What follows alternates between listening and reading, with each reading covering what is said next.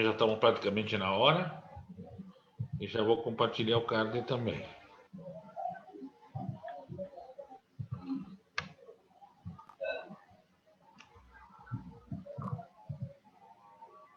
Você ouve Então, muito alto o ventilador aí, bicho? Hein?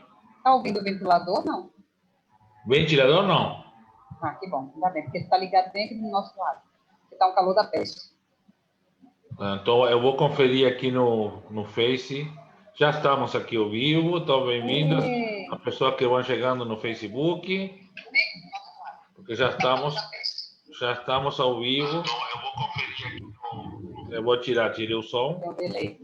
Não dá conflito. Já estamos ao vivo no Facebook, então eu vou compartilhar então agora o PowerPoint. Que aí já estamos. Pensa que está 2 vezes o PowerPoint aqui. Vamos ver o que acontece aqui se eu compartilhar isso aqui.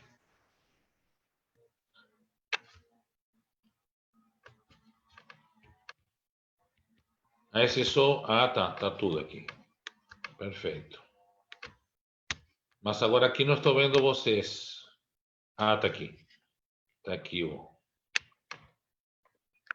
Muito bem. Então, bem-vindas a pessoas que estão no Facebook chegando.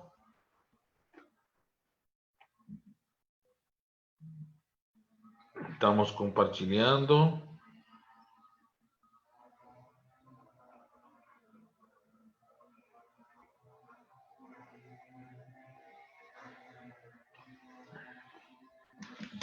Mas aqui ainda não chegou ninguém, né? Estou estranhando um pouco o povo.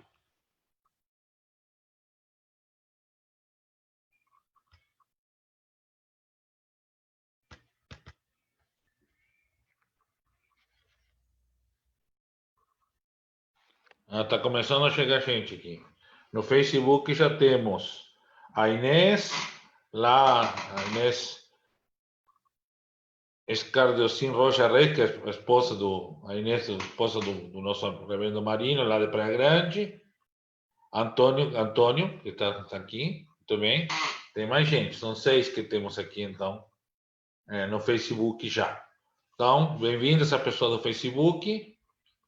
Já estamos quase iniciando. Vou voltar para o slide.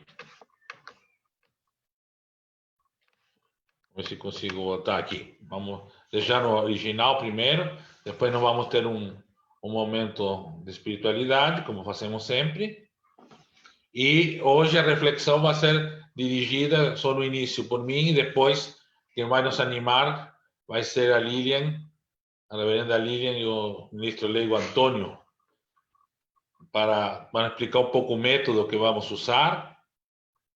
Núbia Quintana, muito bem, que bom te ver aqui, Núbia. O povo pode estar demorando por estar, ou porque agora que vai ao culto no domingo, presencialmente, durante a semana. Essa é uma questão que alguns vão, né? A gente está recomendando que a pessoa não vão até, né? Mas nós criamos um critério, né? Estamos seguindo o critério, mas acho que não vai durar muito o nosso critério, porque do jeito que está a questão aqui no Rio Grande do Sul, eu acho que vamos ter bandeira vermelha em algum município na semana que vem, porque já estão as UTIs lotadas de novo, por causa do que fizeram no dia 12 de outubro, né? Então, isso também é uma questão do profetismo que podemos tratar nesse estudo, né? Porque realmente esse profetismo, né? De anunciar e denunciar essa situação tem sido bastante difícil e marcante nesse tempo de pandemia. Mas bem-vinda, Núbia, artista de rua, grande animadora dos movimentos populares.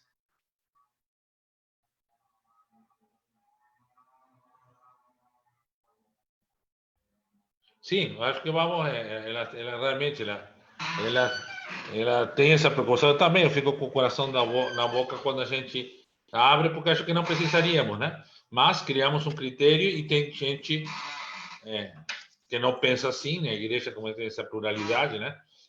Mas acho que, mesmo pelo nosso critério, não vai ficar muito mais aberto, não. Porque a situação tá bem difícil aqui. Em Santa Catarina, a gente não abriu em nenhum momento, né? Santa Catarina, em nenhum momento, porque não houve, não preencheu os critérios até agora, desde o início da pandemia. Muito bem, então, bem-vinda, Núbia. Aqui, o problema é que eu não sei muito ver todo mundo quando está com o card e não consigo ver todas as outras pessoas. Então, eu vou interromper de novo mais um pouquinho, só para olhar quem mais está aqui. Estamos só nós ainda, né? Não entrou mais ninguém aqui, né? Ah, Cecília. Ah, tá. Estamos sentindo falta do pessoal. Cecília chegando aqui.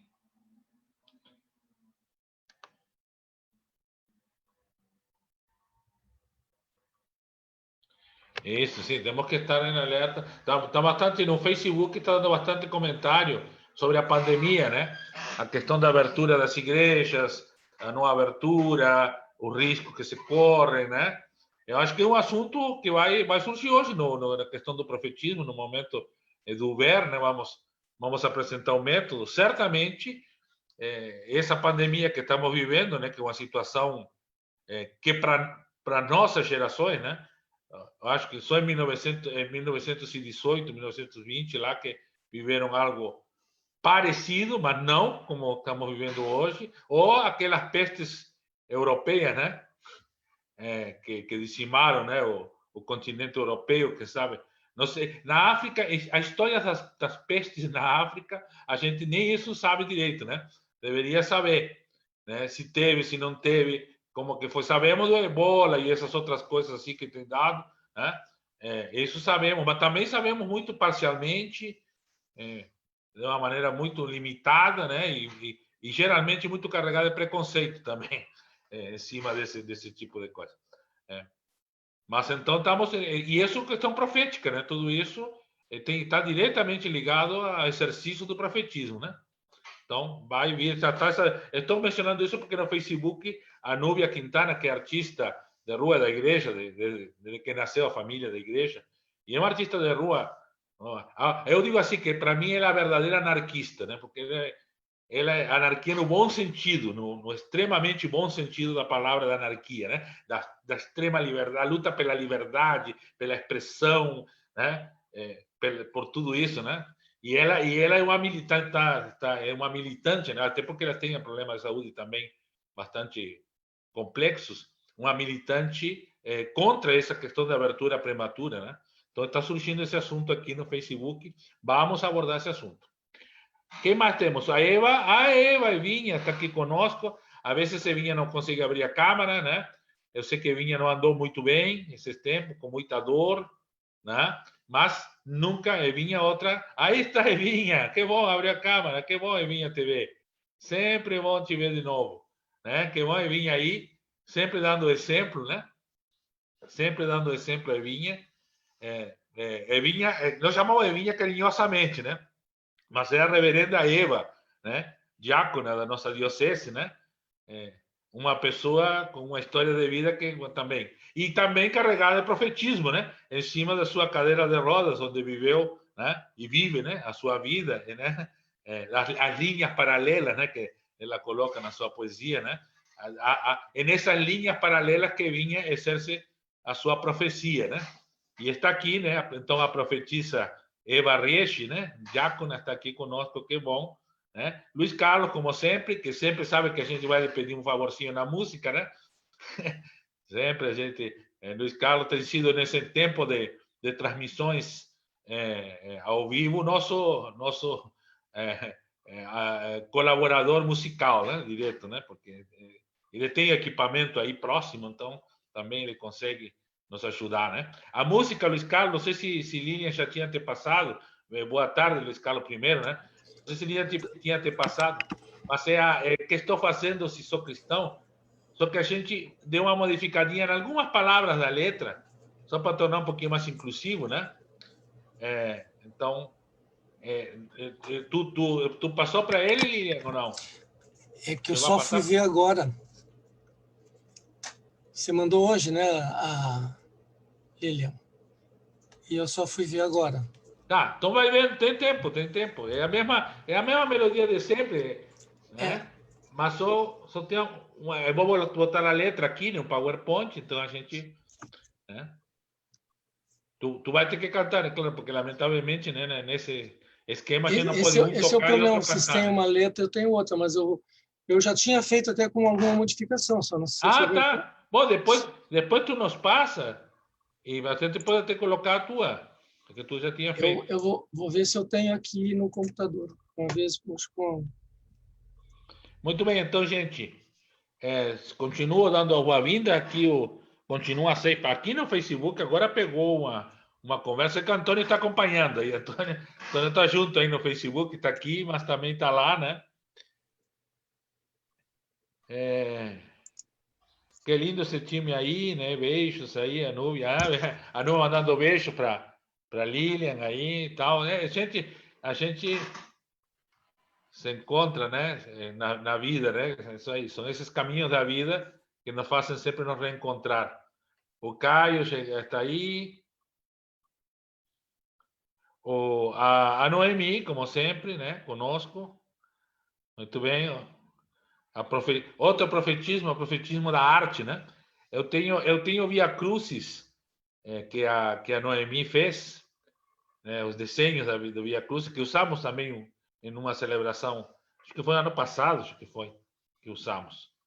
E muito proféticos também, muito interessante. Então também Obrigada. né? A expressão artística também é profetismo, né?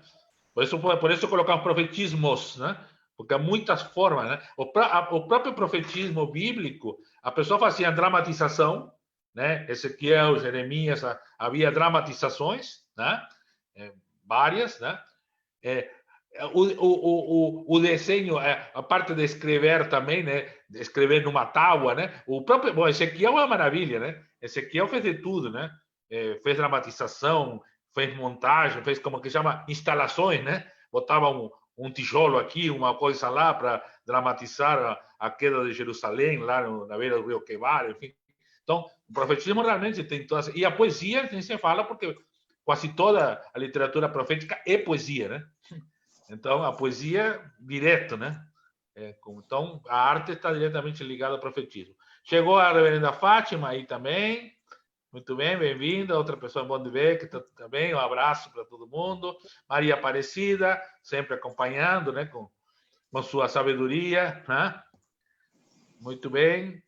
Acho que dá para iniciar agora sim, né? Temos 11 pessoas no Facebook, outras aqui. Eu vou compartilhar então novamente aqui o PowerPoint para nós então poder iniciar este caminho, né? Que agora vocês vão ver como vai ser. A gente vai apresentando. Mas já vocês estão vendo que o primeiro cartaz diz ver, né? Porque tem a ver com o método ver, julgar, agir, celebrar, que depois a reverenda Lilian, o Antônio vão explicar melhor para nós, né? Então, o próximo slide justamente é essa música com esta letra. Vamos ver se o Luiz Carlos consegue cantar com essa letra, para eu não ter que trocar, mas aí prometemos que para a próxima a gente faça ajeitada com ele da letra, que ele já tinha uma versão e a gente aqui construiu outra, só para colocar alguns termos mais inclusivos. Assim, 90% é exatamente a mesma letra que tinha antes, né? Luiz Carlos, tu tem condições de nos dirigir nesse momento?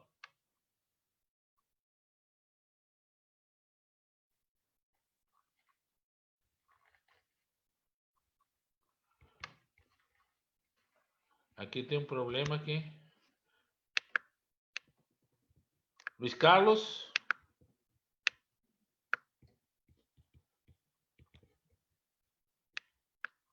Eu vou ter que... Eu tenho um problema aqui. Eu não... Ah, agora sim. Qual é a música que o senhor quer, Bispo? Que estou fazendo se sou cristão? Só que a gente... Mas eu pedi para o Luiz Carlos. Luiz Carlos estava aí Eu sei. se preparando. Hein? Eu ouvi, eu só não sei qual é o problema que tem com a música. Não, nenhum problema, né? Tem que tocar e cantar. Só que a letra a gente fez algumas modificações na letra. Então, a letra tem que... Preferimos que seja... Pode ser outra também, mas preferimos que seja essa aqui que a que a gente modificou. Eu vou Mas tinha um texto interromper para ela, né? Não adianta eu modificar uma coisa e ficar guardado dentro da minha boca. Well, isso Espalhar acontece. para todo mundo. Mas então, agora aqui eu compartilhei a tela. O problema é quando eu compartilho a tela, como eu sou marinheiro de primeira viagem nessa história aqui, eu compartilho a tela com vocês e aí eu não consigo mais ver vocês, né? Esse que é o problema que eu estou tendo aqui. Agora sim. Agora eu estou vendo. Falaram com o João descobri de Araújo e o Décio Lauretti para fazer modificação na música deles? A gente faz essa modificação para nós cantar. Não estamos publicando nem nada, né? Colocando.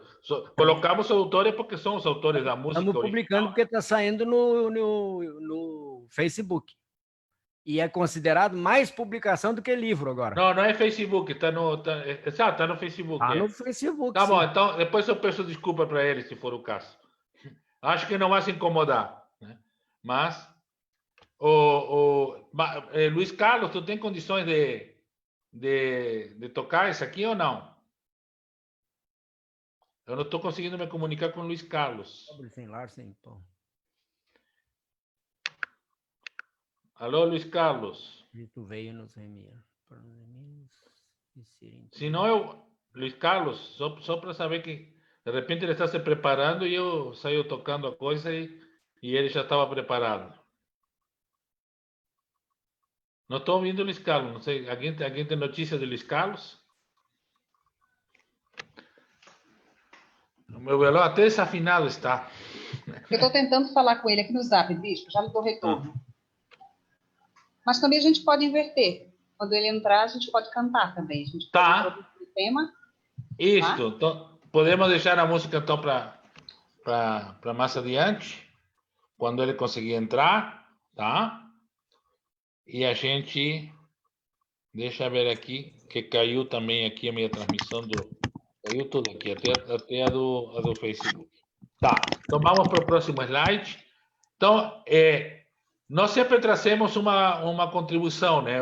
Um lugar de fala que a gente chama, né? A partir de onde estamos falando. E então a pastoral, né? Abraço Negro, né? Tem esta série, né? Que se chama Enegrecer. E então, considerando, né? Esta nova etapa que vamos fazer nos estudos bíblicos, trouxe este texto, né? Da pastora Sônia Mota, né? Então, eu vou pedir para a Lilian ou para Antônio ler o texto para nós, né? De Sônia, que vai nos, então, dar esse ponto de partida, né? Esse lugar de fala, né? A partir do qual a gente entra dentro dessa temática.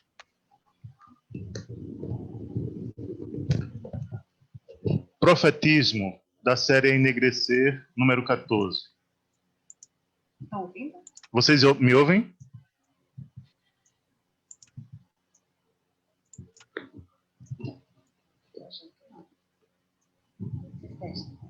Vocês me ouvem? Sim, estamos te ouvindo bem. Pode continuar. Sim. Há um grande e permanente desafio para nós, pessoas de fé, que nos afirmamos cristãs.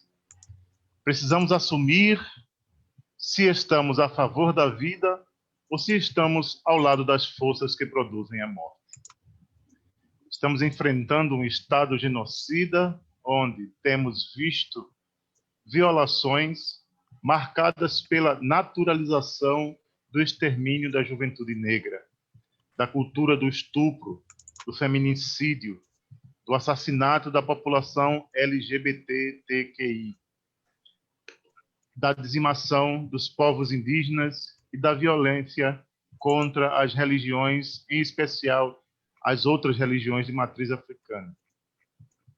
Temos visto a exploração predatória dos recursos naturais, comprometendo o modo de vida das populações tradicionais, bem como das atuais e futuras gerações de brasileiros e brasileiras.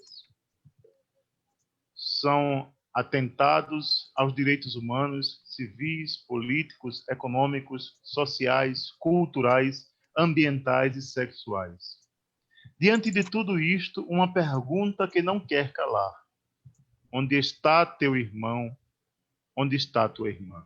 Ou ainda, que estou fazendo se sou cristã?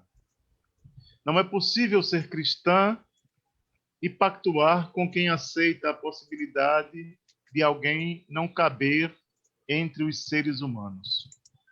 No contexto em que estamos vivendo é preciso denunciar as forças da morte e é necessário alimentar as utopias, anunciando que é possível construir uma nova sociedade alicerçada no diálogo, no respeito, na solidariedade, onde as pessoas tenham verdadeiramente um lugar na casa comum. Pastora Sônia G. Mota, Igreja Presbiteriana Unida, IPU, Salvador, Bahia. Diretora executiva da Coordenadoria Ecumênica de Serviços, SESI.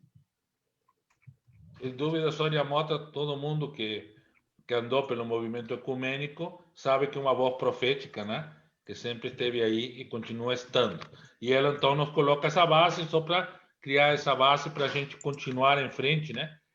No nosso estudo, procurando isto, né? Que Lilian, agora, a partir de agora, Lilian e Antônio vão nos guiar, né? O profetismo como expressão de fé, né? Colocamos bem aberto para entender toda, não a fé cristã, mas também em outra fé. Inclusive, como dizia Juan Luís II, né? Na fé antropológica, né? Na fé no ser humano, às vezes, que pessoas que não têm fé em Deus, mas também têm fé na capacidade humana, né? De modificar a sociedade. Fica com vocês, só vão mudando. Vocês me avisam quando que tenho que mudar o quadrinho. Já vou mudar este e aí vocês vão me avisar. Paz e bem, um abraço negro desde Olinda, Pernambuco, para todas as pessoas que participam conosco nesta tarde. Um cheiro também, pernambucano. Eu quero propor que, antes mesmo do momento de cantarmos a canção, que é eminentemente profética e nos convoca, nos conclama a prática do profetismo no cotidiano da vida, que cada qual possa, rapidamente, pensar, e depois a gente vai ter a oportunidade de falar, como lhe chega, lhe toca, lhe atravessa o corpo quando você ouve falar sobre profetismo. Não precisa responder nesse momento. Depois a gente pode juntar as questões geradoras que suscitaremos mais adiante para o nosso diálogo. Que Ruá, nossa mãe criadora, sopre sobre cada qual de nós o desejo, de fato, de abrirmos-nos aos seus sopros, acolhermos os seus sopros, para que onde quer que cada qual esteja, cada qual de nós, possa ser sinal visível da sua graça. Que Ruá nos inspire, portanto. Pois bem, com gratidão imensa à pastora Sônia, nossa irmã e amiga, que nos ofertou um texto que nos ajudou a enegrecer o conceito de profetismo, eu quero, junto com o Antônio, que também aqui comigo compartilhará, trazer algumas partilhas de experiências, né? Vocês viram que logo de pronto, quando o bispo nos abria essa tarde conosco, ele dizia que nós hoje estamos na etapa ver. E aí, daqui a pouquinho a gente vai enegrecer, porque isso tem tudo a ver com o que nós fazemos desde essa parte do mundo, né? Já que estamos no sul do mundo, América Latina, o jeito de fazer teologia desde a realidade que nós estamos inseridas. E não podíamos deixar de fazê-lo sem nos lembrarmos dos aprendizados acumulados nesses 40 anos do Centro de Estudos Bíblicos, o CEBI, porque foi justamente com o CEBI que eu, o Antônio, talvez vocês também e outras pessoas mais, têm aprendido como fazer leitura bíblica desde essa perspectiva popular e como, a partir do método do CEBI, também conheci o método da teologia da libertação e também o método da teologia feminista da libertação. Então, essa logo do CEBI é para nos lembrar a importância dessa organização com 4 décadas de existência, que tem origem a partir da junção de pessoas cristãs, católicas e protestantes, que pensaram em como trabalhar com as comunidades de base, como estudar a Bíblia a partir dessa perspectiva popular. Eu lembro na juventude, que já faz um tempinho, que eu conheci justamente esse método simples que começava a partir da vida, depois olhávamos víamos a Bíblia, iluminávamos a vida a partir da Bíblia, e a Bíblia ela é iluminada a partir da vida também. Então, vida, Bíblia é vida, né? A vida como ponto de partida, e a Bíblia sendo atravessada e trazendo todos os testemunhos, os relatos e testemunhos de fé de quem nos antecedeu, para iluminar o nosso testemunho de fé aqui e agora, no hoje. Mais adiante, se configurou como método realidade da sociedade, Bíblia e realidade da comunidade, né? De que modo estamos, no contexto social em que estamos inseridas, de que modo a leitura bíblica nos ajuda a iluminar a nossa prática a partir da comunidade da qual somos parte. Então, a partir desse resgate de uma memória afetiva e também ontológica, porque nesse meu jeito de ser e viver, eu também fui e sou atravessada por essa experiência singular do CEBI, e agradeço muitíssimo as pessoas que até hoje doam-se para fazer ou para construir conjuntamente esse jeito de fazer leitura bíblica, escutando principalmente os saberes, os conhecimentos que são acumulados pelas pessoas que vivem, sobretudo, em situação de mais vulnerabilidade. Então, e talvez, ou certamente por isso, mais sensíveis a muitos textos que aproximam-se, inclusive, muito da realidade na qual elas estão inseridas, né? O próximo, por gentileza, Bispo. Pois bem, como eu dizia, foi no CEBI também que eu aprendi, isso mesmo antes do seminário, sobre a teologia da libertação, nascida nessa parte do mundo, né? E aprendi que, inicialmente, o ver, julgar e agir eram os passos do caminho dessa teologia, ou do método da teologia da libertação. E mais adiante acresceu-se mais uma etapa, que é o celebrar. E também no CEBI, com uma religiosa certamente conhecida de todas nós, Thea Frigério, que já está no Brasil há mais de 40 anos também, ela faz um paralelo da teologia da libertação e teologia feminista da libertação. Ela faz essas aproximações metodológicas para nos ajudar a perceber como é possível, ao mesmo tempo que reconhecemos as contribuições singulares da teologia da libertação, reconhecermos também que ela não deu conta de especificidades que são fundamentalmente importantes, sobretudo quando se pensa a realidade vivida no corpo de uma mulher, a revelação experimentada no cotidiano de vida das mulheres.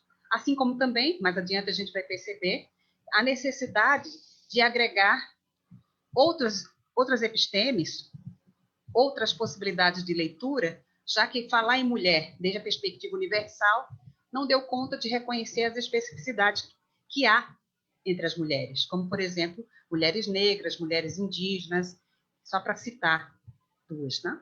Então, a proposta no diálogo com o Bispo e Antônio é que, justamente, nessa etapa do ver, possamos, a partir da experiência de cada qual, enegrecer, gastar um certo tempo para refletirmos a partir de duas perguntas geradoras que mais adiante vão aparecer.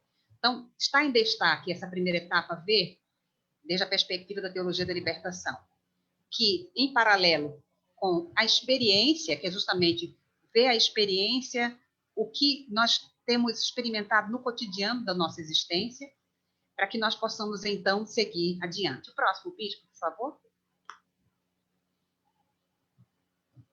Vocês devem estar lembradas, e quando eu falar no feminino é sempre para concordar com pessoas, que num dos ciclos de estudos que nós oferecemos, inclusive em parceria com o Bispo, a partir do Abraço Negro, nós utilizamos a hermenêutica bíblica feminista negra para apresentar o terreiro de Ruá, a partir do estudo sobre o livro de Ruth, no qual nós víamos o terreiro de Ruá a partir do centro do livro de Ruth, né?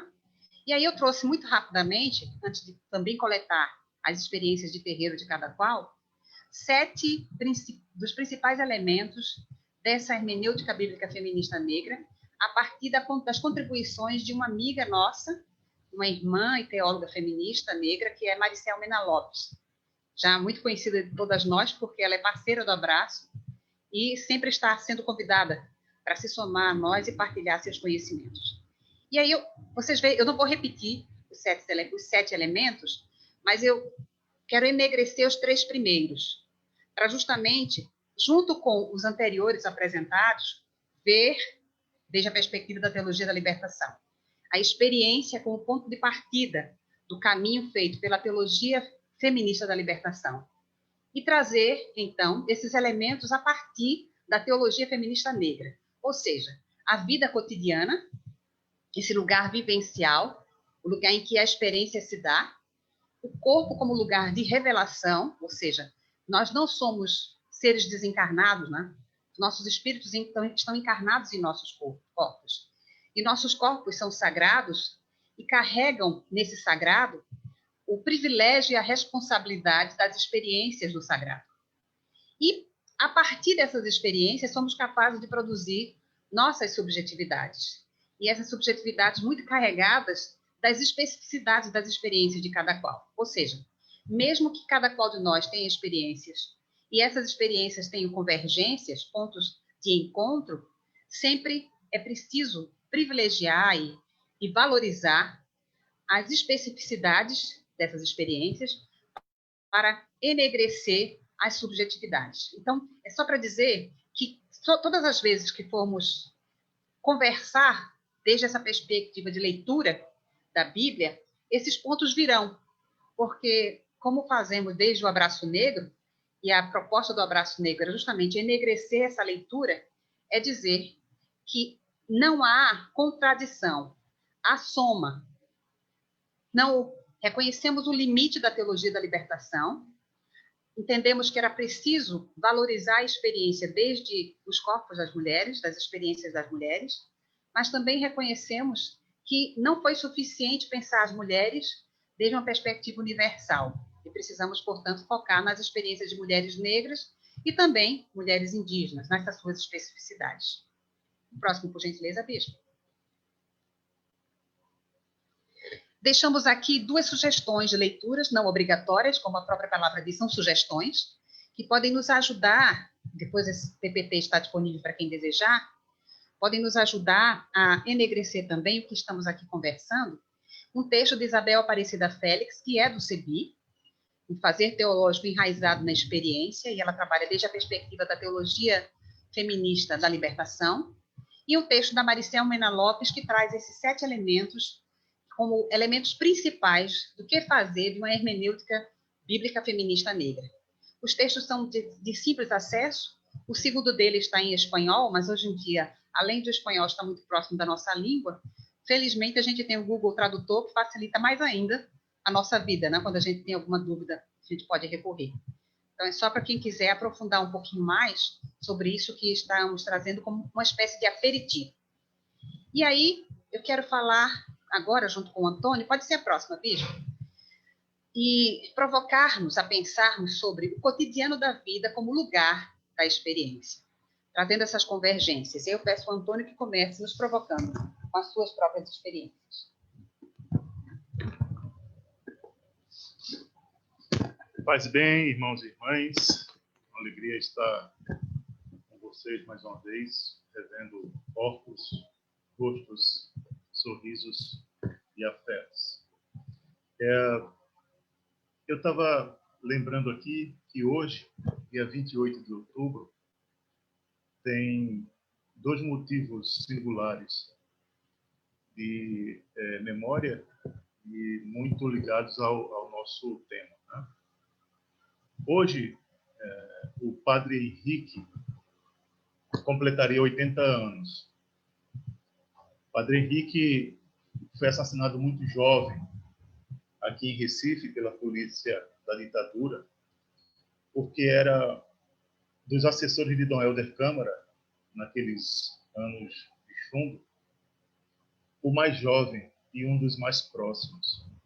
O padre Henrique coordenava a pastoral da juventude na Arquidiocese de Olinda e Recife. E foi preso, torturado e assassinado nos porões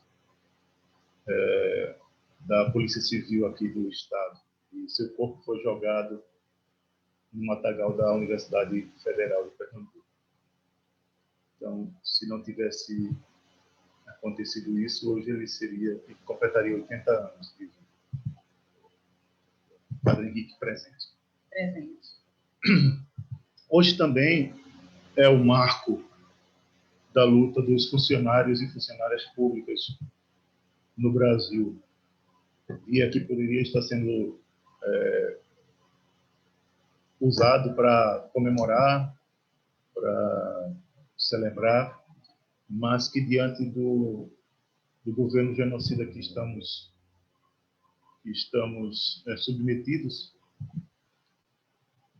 ainda mais é dia de luta, porque o serviço público, o funcionalismo público como um todo, está sendo deliberadamente violentado. Ainda mais com um projeto recém apresentado pelo governo de privatização do SUS. Então, que o nosso profetismo, a partir dessa experiência do cotidiano da vida, esse lugar de experiência, nos aponta também para esta percepção, este olhar e esta escuta extremamente ativas desse nosso cotidiano. Eu lembro também de uma sentença de Rubem Alves, pastor, escritor, teólogo, que lamentava o fato de muitos de nós estarmos com muita ânsia de fazermos cursos de oratórias e renovarmos os nossos arsenais, né, da oratória, mas que poucos e poucas estavam e estão atentos e atentas para a escutatória, o neologismo que ele criou, a perspectiva de dizer que há uma necessidade maior de a gente escutar, né? Principalmente no lugar de pastoreio, do que exatamente falar. Mas falemos, a partir das nossas escutas e da nossa enxergância, como diz Ariano Suassuna, sobre essa realidade, cada qual de nós está inserido e inserido.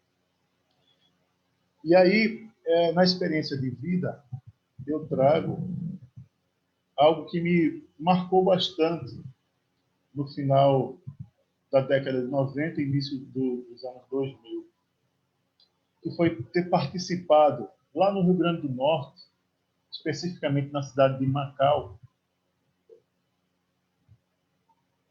de 3 séries de um encontro que lá chamam de, ou chamavam, não sei se continua, né? Encontro de Profetas na Base. E o que propõe esse encontro? Uma vez por ano, a Arquidiocese de Rio Grande do Norte convocava as paróquias ali no entorno de Macau, nas cidades próximas, para fazerem uma parada e conversarem sobre suas experiências cotidianas durante aquele ano. E os profetas na base eram os agentes de pastoral, de todas as pastorais, para parar um pouco no cotidiano, se encontrarem, conversarem, trocarem experiências, participarem de oficinas, renovarem a fé, renovar o seu gosto, né, pelo profetismo e voltar para suas paróquias, para suas atividades, de fato, apresentando essas outras possibilidades, outras formas de ver também a partir dessa própria experiência. Isso marcou muito a minha caminhada, né? E esse nome, né, Profetas na Base, é um nome que tem ainda, né, um ecoar muito significativo. E outra experiência nessa perspectiva também eram os encontros que eu tive com o Dom Helder Câmara, principalmente nos seus últimos meses de vida, quando íamos lá na Igreja das Fronteiras, num quartinho atrás da igreja, onde o Dom se alojava, se hospedava, e quando, das nossas conversas, todas as pessoas, né? Todas as pessoas, independente de quem fosse, ele fazia isso. Quando pedíamos que ele nos abençoasse ao final da conversa para nos enviar, ele olhava para um ponto assim da igreja lá no alto, perguntava, né? Pai, eu posso abençoá-lo? Tem certeza que eu posso abençoá-lo ou abençoá-lo? E voltando para nós, nos abençoava, apertava muito forte as nossas mãos e pedia: não deixem morrer a profecia. Era todo o pedido. Todas as pessoas que se despediam no dom recebiam esse como um mandamento, né? Não deixe morrer a profecia. Diante dessas duas experiências, profetas na base, do encontro com Dom Helder, eu sentia e sinto, na medida que eu rememoro essas experiências, esse chamado, né, que se renova a cada dia, porque na medida que a gente renova a profecia, na medida que a gente não deixa morrer essa profecia, a gente sente a inquietação diante de um mundo no caos. Agora mesmo, na abertura dos trabalhos, lá no Facebook, uma questão pairava, né? Como a gente vai dar continuidade às nossas atividades diante dessa pandemia? Como a gente abrir os templos? Como a gente motivar as pessoas a se encontrarem quando a gente está vivendo agora mais uma onda, não sei se é a segunda ou a terceira, enfim, mais uma onda, ou se ainda é a continuação da primeira, na qual, por exemplo, aqui em Recife, os hospitais já estão vivendo de novo o drama da superlotação. Os profissionais de saúde estão de novo naquela angústia, né? Como a gente viu durante o início. Então, é esse profetismo que nos questiona a cada ação, a cada momento, para que nós fiquemos atentos e atentas. Não dá para a gente se colocar em zonas de conforto quando tem um mundo que grita.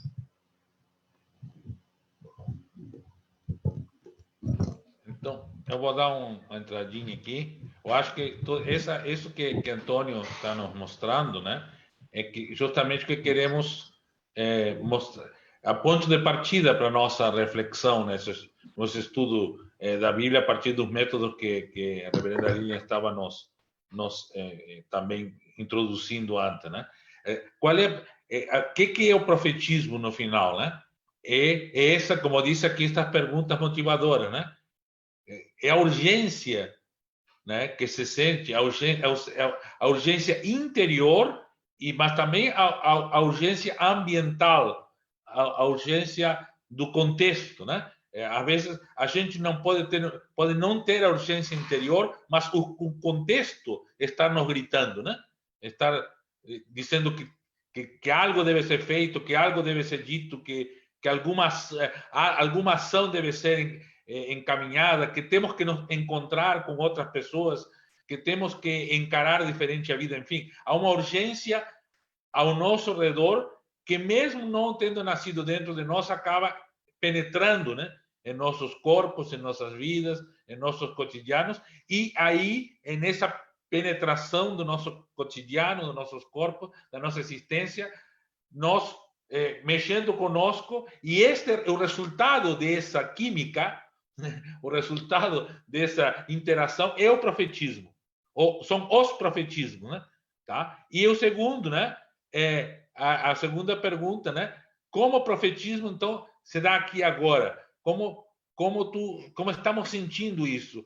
Discernimos o profetismo em nós ou em outras pessoas que nos desafiam, ou até às vezes que nos inquieta, né?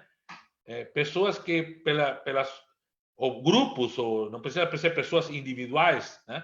Mas grupos de pessoas, vozes, né? Vozes no sentido mais amplo, né? Que nos causam um impacto, né? Mesmo que às vezes num primeiro momento nem consigamos elaborar esse impacto, né? ter claro aonde isso vai nos levar ou de onde isso vem, mas nos impacta, né? Nos impacta, por exemplo, em relação à pandemia, 160.000 mortes tem que nos impactar, né? São 160.000 pessoas que morreram, né? Então, ou não, né? Ou deixaremos morrer a profecia, né? E não nos importa 160.000 pessoas que morreram. E ainda mais se vamos cavocar e ver que pessoas são essas, né? Onde estavam? Por que morreram? Morreram só pela pandemia? Ou morreram, além da pandemia, por outras pandemias, por outras doenças, por outros problemas, por outras desigualdades, né? E isso, então, impacta ainda mais e aprofunda mais, e aquilo que nós falávamos em estudos anteriores, radicaliza mais, né? No sentido, não faz ir mais para a raiz, perguntar mais sobre a raiz, né? E só para colocar mais um elemento, né? Estávamos conversando, quando estava preparando com Lilian e com Antônio, que iam fazer hoje, eu me lembrava de Isaías 55, né? Depois o versículo você pode procurar, mas se ler o capítulo inteiro não vai fazer mal, né? Isaías 55 diz que a palavra do Senhor é como a chuva que cai e que molha a terra, e que não volta sem antes fazer germinar, sem antes cumprir sua função. Isso para quem tem uma visão desértica, para qualquer um mas para quem tem uma visão desértica é muito maior, porque o deserto realmente muda radicalmente com a chuva, né? Quando nos ambientes desérticos, quando não há chuva, aparentemente não há nada lá. Mas se só cair uma água, que aparecem flores das cores mais diferentes, tipos de vegetais, animais, insetos, enfim, todo é uma grande festa, né? Que acontece aí quando a água cai, né?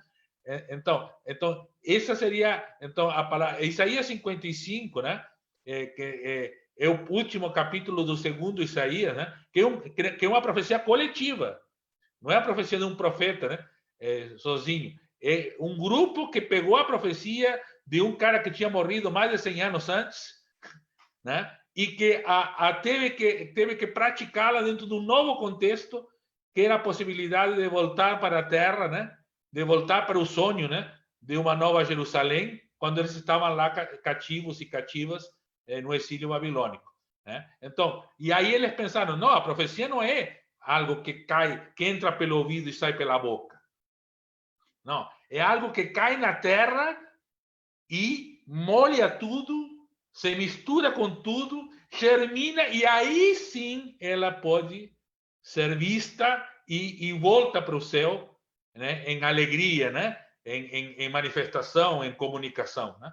Então é por aí. Então eu queria trazer essa primeira, depois nós vamos voltar seguramente a esse texto mais adiante, mas o que a gente quer nesse momento é que cada uma e cada um de nós, inclusive o pessoal que está no Facebook pode escrever, façamos o exercício que Antônio também fez, né?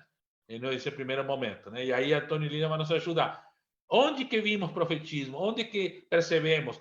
No nosso passado, na nossa história, veja que Antônio trouxe bastante da sua história, mas também com essa discussão que estava acontecendo aqui, né? Mesmo no início do estudo no Facebook, do nosso presente, urgente, né? Cotidiano, agora, vital, né? Que estamos passando.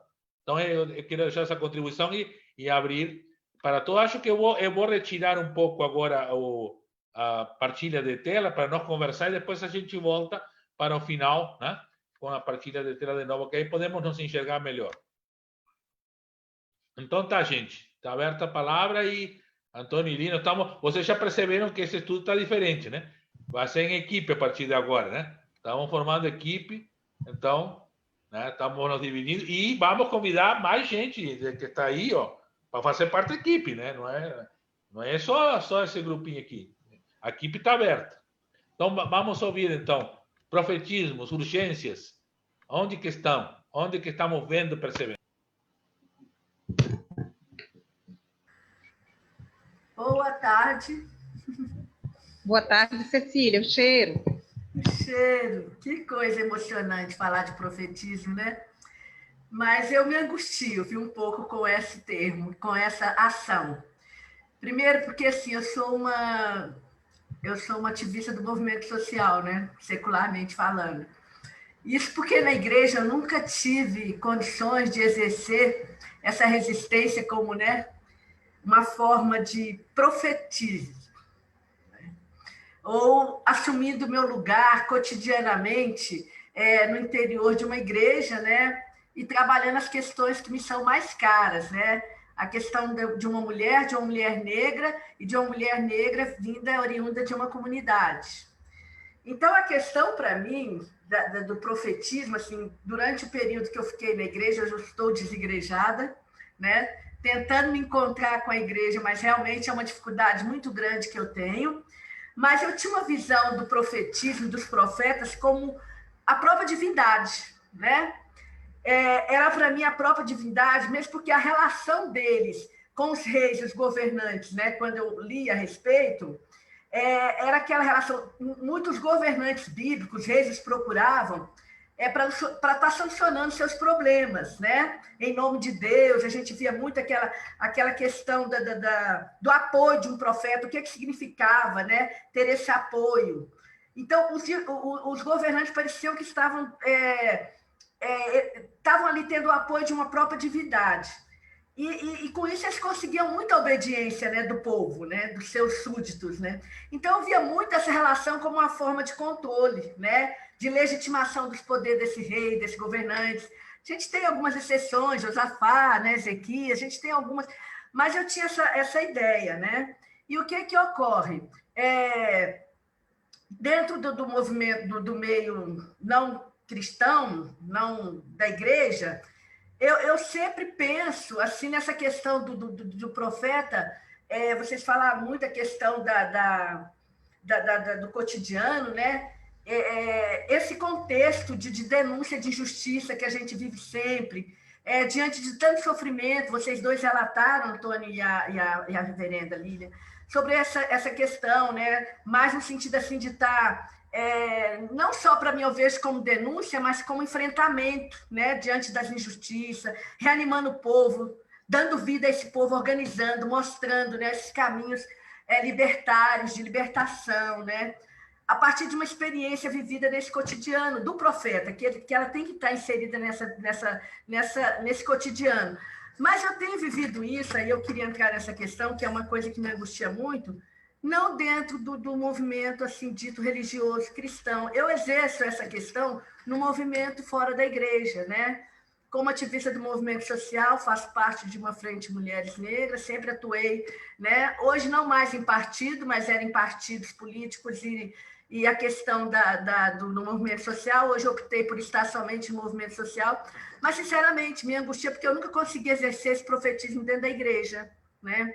E eu consigo vivê-lo, reproduzi-lo nos movimentos sociais secularmente denominados, né, não religiosos.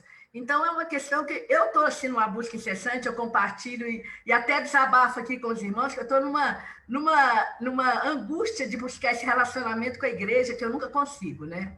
A igreja, para mim, funciona como algo muito estranho diante da minha realidade, né? Histórica, da minha experiência, da minha vivência, da minha história de vida. E assim, só mais um minutinho, a questão da própria história, né? Que a gente vai vendo assim, que os próprios profetas eles vão trabalhando com o povo exilado, né? O exílio da Babilônia, algo que eu me detenho muito. Eu falo, gente, o povo negro ele não teve, né, essas condições quando deportados, né? Os povos negros foram escravizados, eles não puderam manter sua identidade, né? Ao contrário de toda a experiência que eu fico procurando essa proximidade na Bíblia, né? Os deportados para a Babilônia, aí eu faço uma leitura para a realidade, que é o meu logo, gente, não tem como, né? Eu não consigo, é a minha experiência de vida. Aí eu vou vendo, gente, a identidade nossa de deportados, de exilados, não é comum, não teve origem comum, né? Nossa identidade enquanto grupo foi violada, ela não foi vivenciada enquanto grupo, né? Ela não foi preservada, nós não podemos formar família entre nós, né? E são consequências horríveis que a gente tem até hoje, né? Fomos obrigados a anular a cultura, valor, para viver a cultura e os valores de outra nação, né? Quer dizer, a nação eurocêntrica, né? mesmo na diáspora, em qualquer uma delas, o modelo era o eurocêntrico, e nós não permanecemos como nação. Nós não tínhamos uma identidade própria, valor cultural e crença. Então, quer dizer, exercer esse profetismo no ambiente religioso é muito caro. Eu realmente me perco. E já no movimento social secular, eu já fico mais...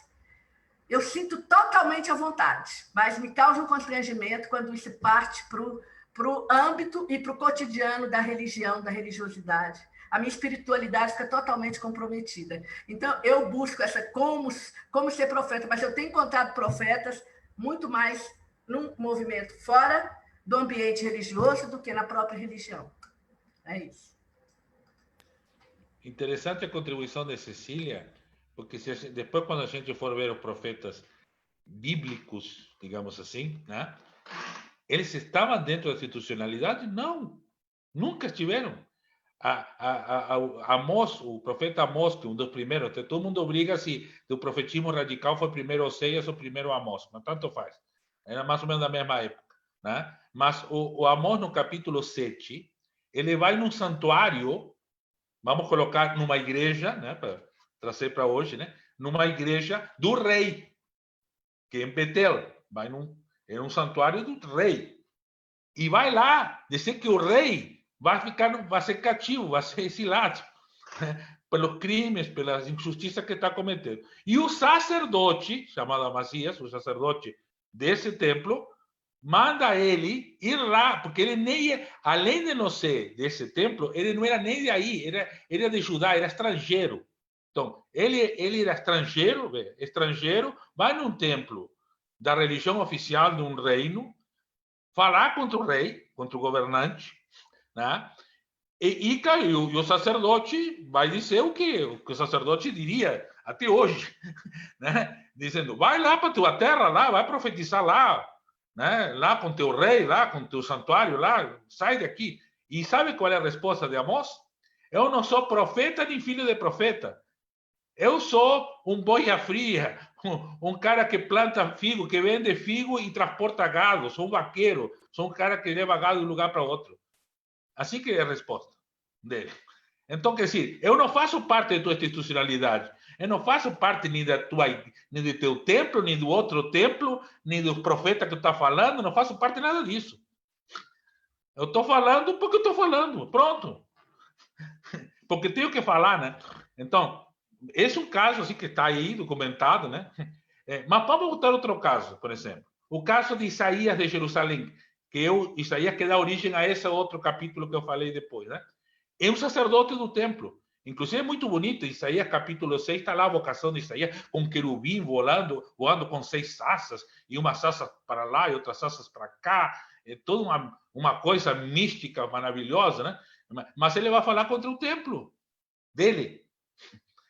Então, quer dizer, ele mesmo estando lá, ele não fala em nome do templo, tanto que ele diz que ele é um homem impuro num povo de lábios impuros, quer dizer, que ele não poderia nem falar. Mas a Deus disse, não, eu preciso de alguém que fale, e vai ter que ser tu, e vai ter que ser daqui. Então, aí pega uma braça, no sentido místico, toca a boca dele, e aí ele pode... E o mais interessante do fim desse texto da vocação é que diz que ele vai falar para que ninguém entenda, para que ninguém ouça, para que ninguém se converte. Quer dizer, tudo o contrário que diz a igreja, né? A igreja diz que tem que falar para que todo mundo ouça, para que todo mundo entenda, para que todo mundo se converta.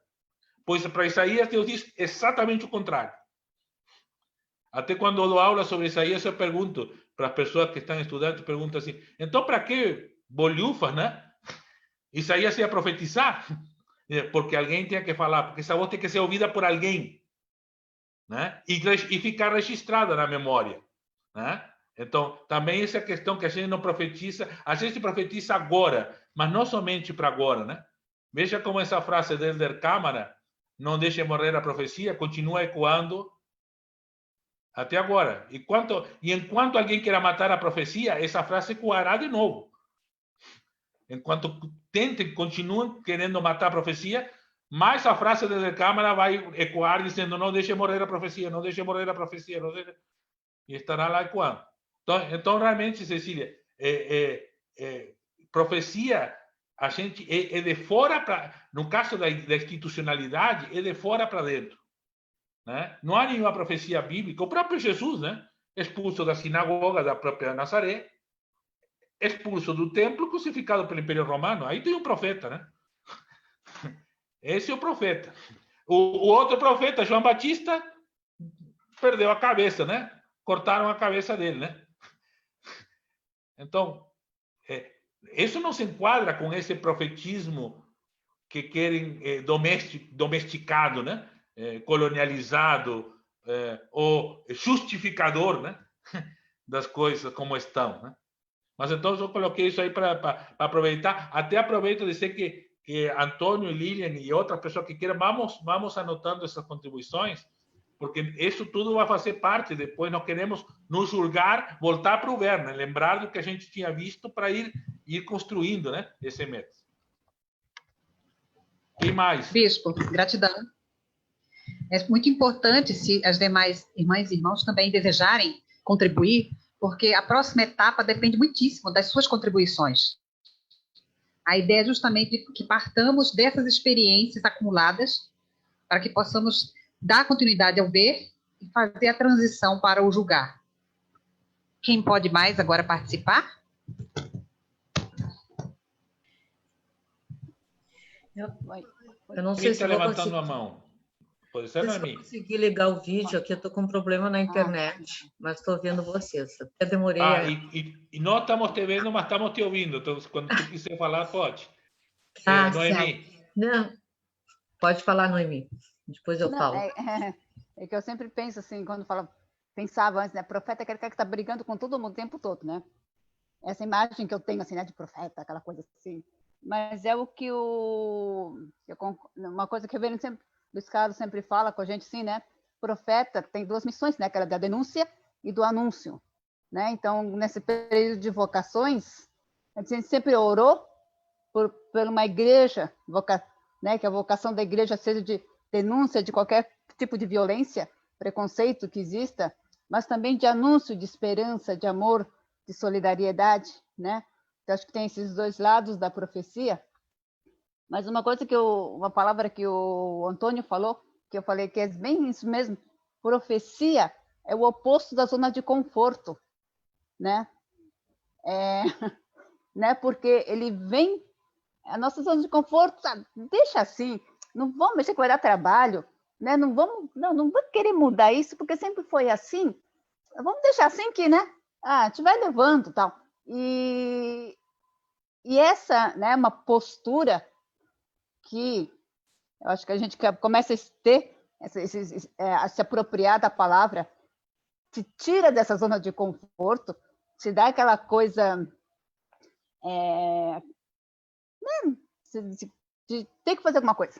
Eu acho que isso é a profecia, né? Então, nem que seja para ligar para aquela pessoa que eu sei que está sozinha, nem que seja para, né, brigar com alguém que está fazendo, né, tem consciência que está fazendo alguma coisa que não condiz com a promoção da vida, né? Então, são coisas assim, bem... uma coisa que eu aprendi, né?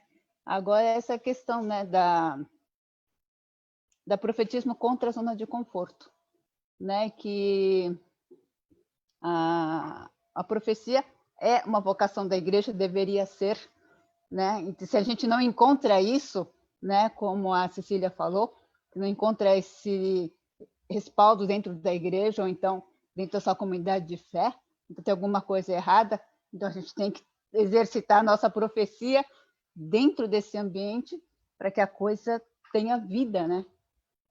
Acho que isso é uma coisa que eu senti, né, agora nesse comecinho aqui desse encontro. É isso. Eu acho bem legal o que ela estava falando, a Noemi, porque vem bem no encontro aquilo que a gente fala, não só pessoas proféticas, mas uma igreja profética. E às vezes a gente tem algumas coisas assim na igreja que a gente não lembra, mas a igreja é profética. As palavras dos nossos bispos e da bispa Marinés, que eu admiro muito, né? O trabalho dela que está fazendo na Amazônia, em Manaus, ela está falando a voz profética, e nós temos que apoiar essa voz profética dessas mulheres, desses homens, e dar também como exemplo para nós, não é? Não somos perfeitos, mas nós estamos nessa caminhada já há muito tempo, como sendo uma igreja pioneira em muitas coisas. Agora nós somos uma das primeiras igrejas proféticas a acolher, a aceitar, a realizar casamentos de pessoas do mesmo sexo. Que coisa mais bonita que isso que acontece na nossa igreja, né? Você aceitar a pessoa como a pessoa é, sem querer mudar as pessoas. Então, acho para mim isso é uma profecia. Embora a gente encontre resistência em pequenas comunidades, não é? Então, às vezes a gente não consegue ter esse olhar. E essa semana a gente lembrando também da história do Chico Israel, quantas reuniões, quantos encontros nós tivemos com ele em São Paulo, quando éramos da Secretaria de Missão, e ele já falava no movimento negro, em Chico Israel. Chico Israel já falava sobre a questão de mulher e AIDS, levou assessoras de São Paulo maravilhosas para falar essa temática. E conosco estavam também alguns teólogos muito importantes, né? A gente começou a conhecer gente importante na história da igreja, não é? Então, nós somos todos frutos desse passado do CEBI, mas presente, graças a Deus. Mas no futuro também a gente já tem que pensar a nossa caminhada, como é que está indo, o que nós estamos preparando, que igreja nós vamos deixar. Né? Porque agora a coisa parece que está se fechando cada vez mais, né? A Igreja Católica com o Papa avançando, mas nas bases a gente vê muita resistência, né, gente? É se unir com o ecumenismo, o interreligioso, né? Gostei o que a Noemi falou, para mim sempre uma voz maravilhosa, quando ela traz o todo dessa igreja, não é? A igreja profética. Admirável isso. Liane. Ontem, acho que foi ontem, assisti uma live muito boa da Heloísa, que é uma, não sei se você, eu não lembro o sobrenome, eu não gravo muito o nome das pessoas, mas a Heloísa, que trabalha com o Eduardo Moreira, questões bem de conjuntura, de por que estamos assim, né? Então, o tema era realmente para avaliar por que o retrocesso, né, que nós chegamos no Brasil, que é de, não só no Brasil, no mundo, né? No mundo, esse retrocesso. Elas fazem uma análise, a moça que estava com ela é Flávia, eu lembro do primeiro nome das pessoas, não estou lembrando do sobrenome, é a Flávia e a Heloísa. Eu peguei já, no início eu não ouvi a apresentação, já peguei andando, né, a live, então eu não vi quem é a Flávia essa, mas ela trabalha com sociologia, antropologia, com análise, né, de conjuntura e é uma pergunta interessante da gente fazer. Por que o retrocesso? E diante desses questionamentos, o que é a profecia? Onde estão as pessoas que exercem a profecia? O que faz a instituição religiosa? Elas fazem elas colocam coisas ali, a Flávia, muito importante sobre as igrejas, não só as evangélicas, que hoje, né, o pessoal pensa, é por causa das igrejas evangélicas, né, que chegamos onde chegamos. Daí ela fala muito sobre a questão da Igreja Católica também, e assim como todas as outras igrejas. Então, nós não temos só profetas nas igrejas, né? Nós temos muita gente contra o profetismo. Até digo que nós temos muito mais pessoas contra o profetismo dentro da igreja do que profetas. Os profetas estão fora, tá? Daí uma conversa com o Caio, eu digo, onde anda aquela gente que se formou conosco, que participava dos encontros de jovem, tá? Onde anda essa gente? Né? Até olhando a live do Chico mesmo, né? Em homenagem ao Chico. Onde é que anda esse povo? E olha que nós estudávamos a Bíblia a partir da teologia da libertação e com isso muito claro na nossa mente, e foi isso que nos motivou a ir para o seminário. Tá? Foi o profetismo, foi essa chamada para transformar esse mundo. Né? Eu tinha essa vontade. Daí eu fico pensando, por que eu não fui fazer antropologia, né? Sociologia? Por que eu não fui fazer outra coisa na vida? Por quê? Porque, claro, eu cresci dentro da igreja e aqueles encontros ecumênicos e nossos que a gente refletia sobre a importância de nós sermos protagonistas da história, de a gente ser um agente que causa transformação no mundo, né? Então, eu digo, bom, então vamos por aí, né? vamos tentar fazer alguma coisa.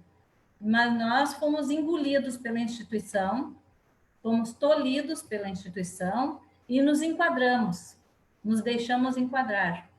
Tá? Nos deixamos enquadrar, fomos enquadrados, e olha,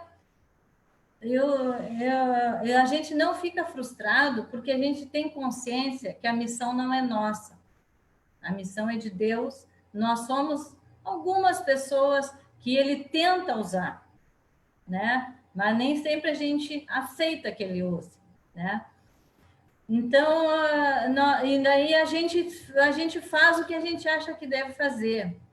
Mas aí tu prega o que aprendeu a pregar. Mas tu sempre vê dentro da comunidade que a maioria não concorda com quando tu inventa de falar a verdade mesmo e botar o dedo na moleira, as pessoas não aceitam. Então, tu tem que ter, né? E aí termina... Então, é muito... Mas eu achei interessante dessa live o seguinte, nós temos que ver... é sempre na terça-feira, às 10 horas da manhã. A Heloísa, essa é muito boa, sempre traz temas bons ali, né, no YouTube. Mas é o canal do Eduardo Moreira. A questão do racismo, qual é a urgência da profecia hoje? Meu Deus do céu, que coisa triste. O que é o racismo? Né? O racismo, hoje ainda ouvi também um pouco de manhã, né, a 247, e eles falavam e mostraram ali uma cena de um formador de policial militar, que tu não acredita que aquilo ali é verdade. É uma coisa tão absurda que tu não acredita que alguém na formação de polícia militar diga, olha, que ele se exaltando porque ele é o policial que mais matou, e dizendo, resumidamente dizendo, ele dizia que filho de bandido é. Que então ele matava mulher, ele matava criança, ele matava todo mundo. E é o que acontece dentro das favelas, daí uns outros falando, né? Eles entram na favela e matam todo mundo, gente. Por quê? Porque a maioria que está lá, a maioria não, o que tem lá? É pobre e negro. E eles saem matando. Né? E uma moça de 20 anos, grávida, foi baleada. Então, uma das questões urgentes é a questão do racismo, porque a gente achava que isso estava eliminado, a gente achava, estavam tudo dentro do armário. Os racistas estavam dentro do armário. Aí vem um abobado desses, um abobado desses dirigir a nossa nação, porque muita gente colocou ele lá, né? Então, ele dá força para o racismo, aí o pessoal sai matando cada vez mais e fica por isso mesmo. E tá um horror, um caos. Então, é só olhar alguns canais aí do YouTube, sai da Globo, pelo amor de Deus, né? Saiam da Globo, vão olhar outros canais e vão ver o que está acontecendo no mundo, né? Então, o racismo é uma coisa, gente, o machismo é algo presente, está aí, o machismo, o feminicídio, isso que agora a gente está vendo, isso sempre existiu.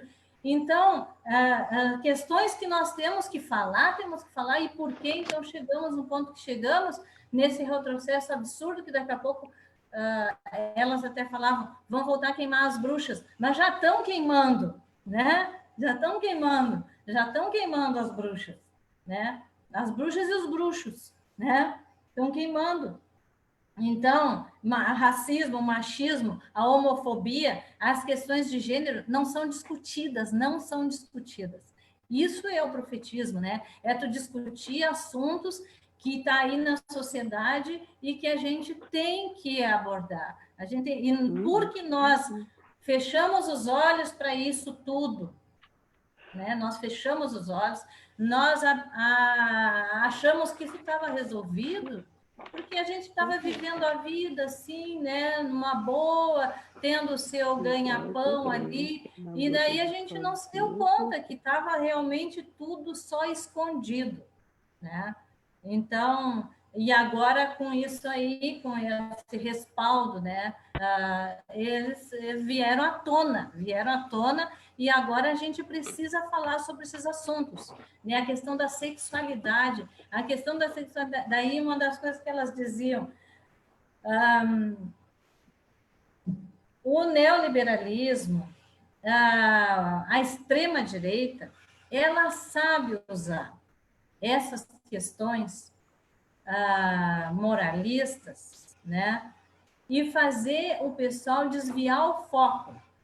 Enquanto eu estou preocupada com a sexualidade das outras pessoas, eu não estou pensando nos sem vergonha que estão fechando o SUS, né?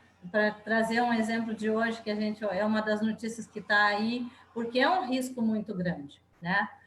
Então, enquanto eu estou preocupada lá se o cara é gay ou não é gay, se o meu filho é gay ou não é gay, né? Eu tô e que isso não vai afetar em nada, nem a minha vida, nem a vida de ninguém, né? Mas a questão econômica, o arroz ao preço que está, o feijão ao preço que está, a economia descambando do jeito que está descambando, isso vai afetar a vida de todo mundo, né? Mas eu estou preocupada com o fulaninho se é gay ou não é gay, né? E então o pessoal está muito assim, né? E aí isso, então, para mim profetismo é isso, é tu trazer essas questões sociais aí, trabalhar e fazer o povo. Então nossa função agora já que não fizemos o nosso trabalho de casa, né? Nós temos que fazer a partir daqui, né? Ou nós fizemos alguma coisa, mas fizemos pouco e fizemos mal feito, né? Então, nós precisamos fazer, tá? Nós precisamos tratar essas questões para que não usem essas questões de machismo, de racismo, de gênero, para enganar as pessoas, né? Tirar o foco principal, que é a questão econômica, social, política, o protagonismo político, a pessoa ser realmente alguém que participa da política. Não, ao contrário, política e religião não se discute, isso se ouve na igreja, aos montes, tá? Hoje, isso se ouve no nosso meio, né? Política e religião não se discute, mas sexualidade dos outros, se é gay, se não é gay, só nesse sentido tu discute. Agora, outros assuntos não, né? Então, a gente tem muito o que fazer. Tem muito, muito, muito. Mas eu gosto de ver que tem muita gente que não está dentro da igreja e que é profeta, né? Daí eu até compartilhei, a minha sobrinha querida, que é a Nathalie, que é artista, não está dentro das igrejas, né? Meu irmão, que é antropólogo, não vai à igreja, não participa da igreja. E eles são só um pequeno exemplo de outros tantos que tem por aí, e que a gente vê, inclusive, nas lives, né, essas no YouTube. Tu vê gente que não está nas igrejas, mas que são os profetas que estão agindo no mundo e estão abrindo os olhos das pessoas, de uma forma ou de outra, abrindo os olhos, né? E por isso que não está pior a situação, senão estaria pior. E nós ainda temos esperança porque os profetas existem e estão por aí, né? Mas na igreja realmente tem pouco, e os que tem são né? Não pelos bispos, não pelos reverendos, não pelos colegas, mas pelas pessoas de um modo, tá? Então, nós temos bispos, bispas, que são profetas, graças a Deus, né? Graças a Deus que também dentro da igreja tem profeta. Senão, não teria mesmo sentido de existir, né? A igreja. Daí tem que acabar mesmo, e pode acabar. Muito bem, obrigado. A profecia da Liane nos deixou né, mas a Maria Aparecida está aí a loar, na fim, então temos mais profetisas ou profetas, né, querendo falar. Muito bem. Muito obrigado, Liane, foi ótimo, viu? Eu também agradeço, foi muito bom. Deixa eu ver se está aqui. Estão me ouvindo? Conseguem me ouvir? Tá, Estou te então assim, ouvindo ó. muito Sim, bem, Magda, muito bem. conseguimos. Vai Ah, tranquilo. tá. Um abraço negro para todos vocês. Um abraço. Porque eu tô assim, ó, encantada com tudo que eu estou ouvindo, né? E quero dizer que, na realidade, eu acho que eu venho com essa profecia desde que eu nasci. Porque a minha avó, praticamente me criou por um bom tempo, que eu já contei aqui, né? Foi a pessoa que me ensinou a rezar e que me ensinou, me mostrou Jesus em primeiro lugar e me disse que ele estava dentro de mim e que ele era como eu. Então, para mim, ele sempre foi uma pessoa negra que nem eu, que me orientou e me guiou. E depois, a profecia para mim veio quando eu comecei a assistir os cultos, né? Então, daí eu achava assim que a palavra do reverendo era profética, era alguma coisa que eu tinha que seguir, mas como eu não entrava no meu ouvido e saía com muita facilidade, eu não conseguia assimilar, né? Porque a gente, quando eu comecei na igreja, e lá por 1962, por aí, a mulher não lia a Bíblia, e então a gente não tinha esse retorno para poder ver o que e ir buscar a palavra, né? E às vezes eu não aceitava muito, né? Aquela profecia, aquele conselho, aquela profecia. Mas eu me lembro assim de algo que aconteceu como experiência dentro da paróquia da Missão de Santo André, com as mulheres da UMEAB, que foi uma profecia. Nós nos reuníamos, nós ríamos, mas a gente não faltava alguma coisa. E uma tarde nós estávamos em 12 mulheres e no domingo anterior nós perguntamos para o nosso reverendo se ele podia ir passar um estudo bíblico, e ele disse que naquela terça-feira ele não poderia estar. Então, mas nós fomos. Então, aí, vamos ler a Bíblia? Olha, não pode. Mas não, vamos ler, vamos ler. Mas como que nós vamos ler se a gente não sabia nem como iniciar a ler a Bíblia, né? Então, o que a gente fez? Tinha aquelas caixinhas de promessa, que eu acho que as pessoas ainda lembram, que tinham uns textos, né? Então, nós pegamos aquela caixinha, tinha uma amiga nossa, que era a Celanir, que ela levava a filha, que era pequena, porque não tinha com quem deixar. Tá, então vamos dar para a Kátia, para ela tirar um texto para nós. Aí tá, mas nós estamos fazendo certo? Eu acho que nós temos. Tá, então, fazer assim, ó, nós não vamos ler e não vamos fazer nada, porque nós vamos ser castigados. Passou aquela semana, nós fomos embora, na outra semana nós voltamos. Só que eu perguntei para o meu marido se a gente podia ler a Bíblia. Aí ele disse, claro que pode. Aí você está mandando? Não, vocês podem ler. Pegue, folheie, pegue na mão, façam alguma coisa. Aí cheguei na reunião e disse, olha, eu perguntei para o Jorge e ele disse que a gente pode ler a Bíblia. E aí eu perguntei para ele por onde que a gente começava e ele disse, olha, peguem o Evangelho de João, que vocês vão gostar. Então, tá. Como é que nós achamos o Evangelho de João? Não sei. Então, vamos dar as caixinhas para a Kátia tirar aquele folhetim. Aí a Kátia tirou. Evangelho de João caiu para nós, versículo 16. Não fui eu, não foram vocês que me escolheram, fui eu que escolhi vocês. Maravilha! Eu até hoje, quando eu falo nisso, eu me arrepio. Nós levamos, eu acho que não sei quanto tempo lendo o Evangelho de João de trás para diante, de frente para trás, para poder entender alguma coisa, sabe? Só nós, sem falarmos exatamente para o nosso reverendo que nós estávamos lendo a nossa Bíblia do nosso jeito. E depois nós resolvemos, as 12 mulheres, inclusive a Vera Forte estava junto, era um grupo grande de mulheres, resolvemos que nós íamos no púlpito e dizer para ele que nós estávamos lendo a Bíblia. E foi isso que aconteceu. Então, para mim, isso foi uma profecia, né? Que aconteceu dentro da nossa igreja. E outra coisa que eu quero colocar, que eu achei a fala da reverenda Liane ótima, porque, na realidade, os nossos púlpitos, eles são mudos para essas situações difíceis que acontecem, né, dentro das nossas comunidades, fora das nossas comunidades, que a gente tenta levar para dentro da nossa igreja, e muitas vezes a gente não encontra apoio, não encontra ressalvo dentro, até mesmo com os nossos reverendos. Eu me lembro quando foi lançada a cartilha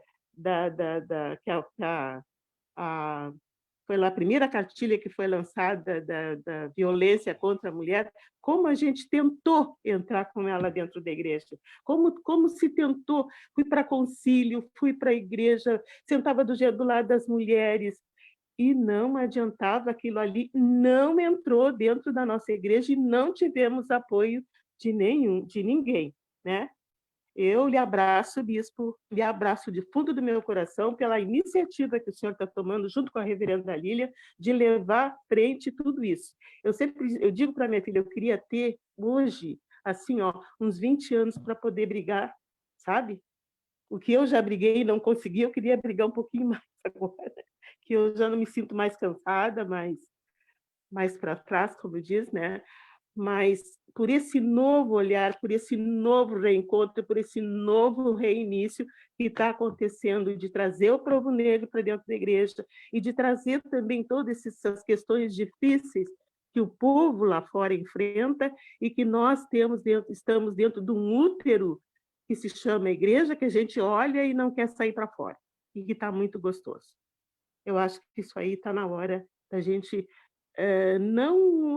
com muito carinho, com muito amor, com um olhar de bondade, né? E com toda a nossa caridade, fazer com que tudo isso aconteça. Eu me pergunto como é que eu chego dentro da minha igreja, agora, com toda essa carga, para dizer que eles pensem um pouco no povo negro.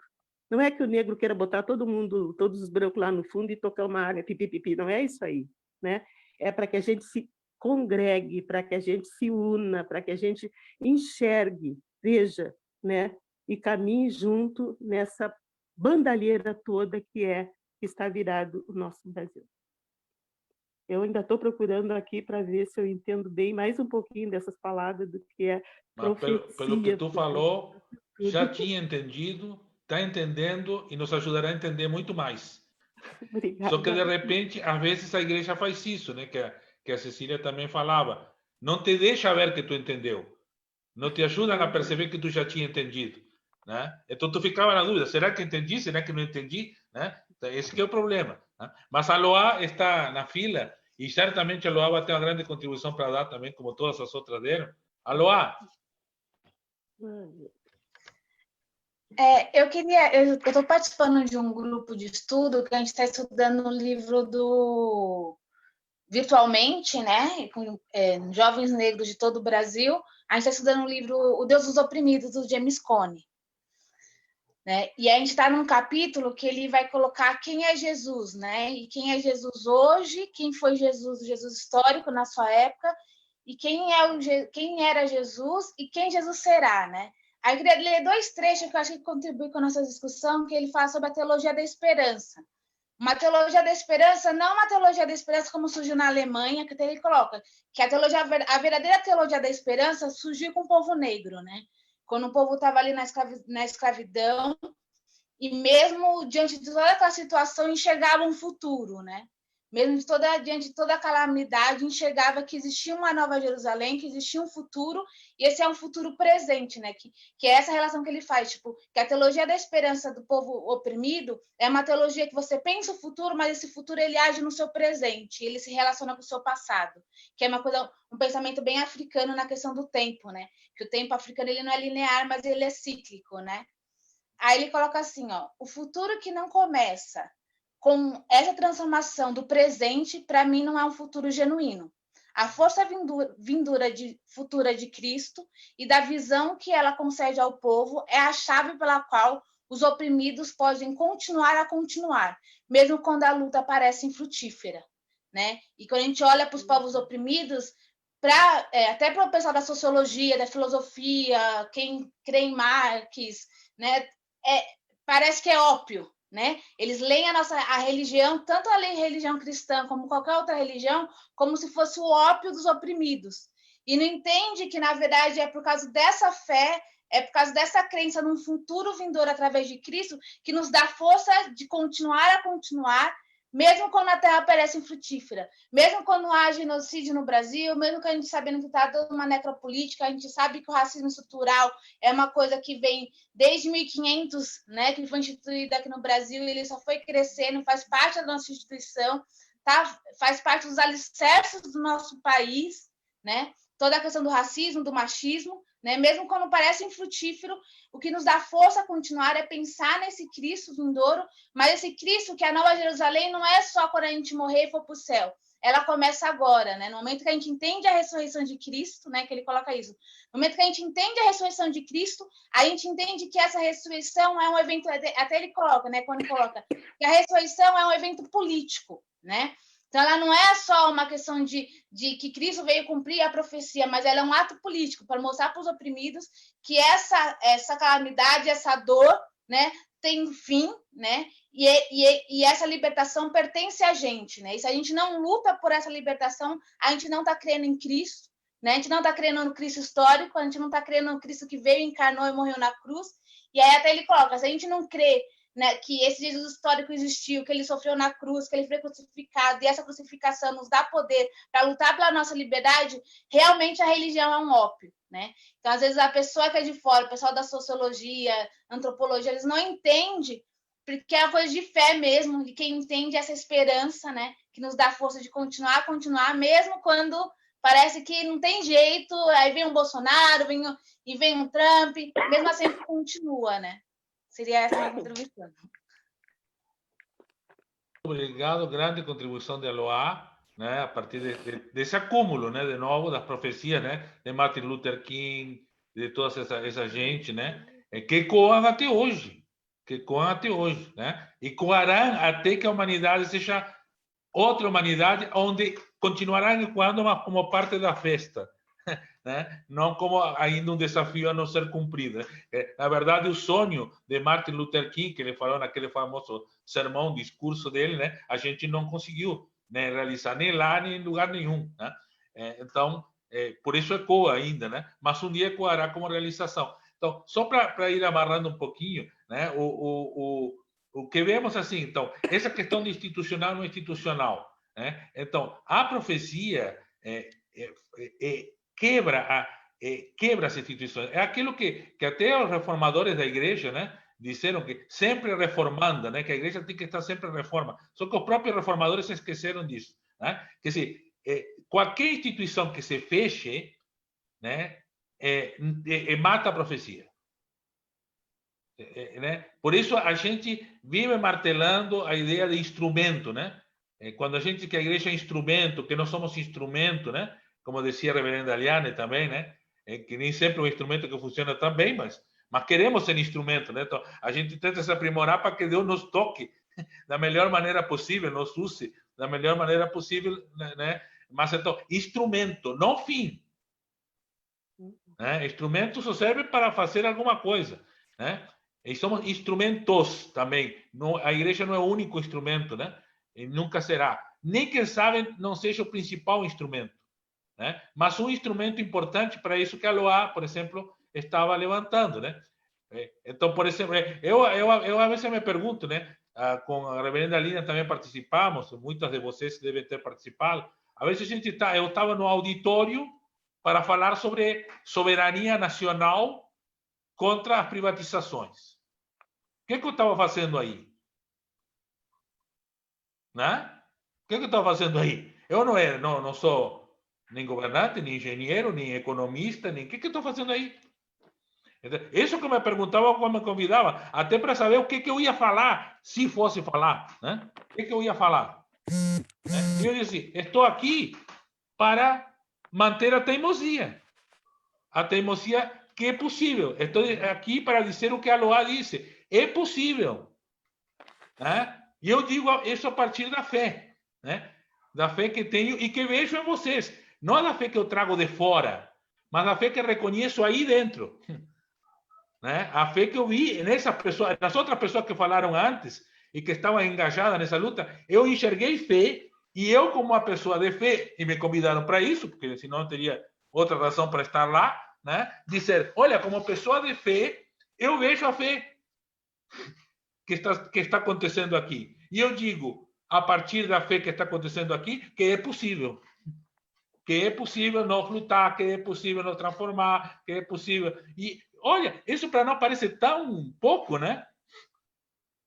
Mas, olha, é muitas vezes o que as pessoas estão esperando, né? Que as outras profetisas, né? E os outros profetas, né? A maioria das profetisas e dos profetas que estão aí profetizando, esperam de outros profetas. Alguém que também profetize e diga, é possível sim.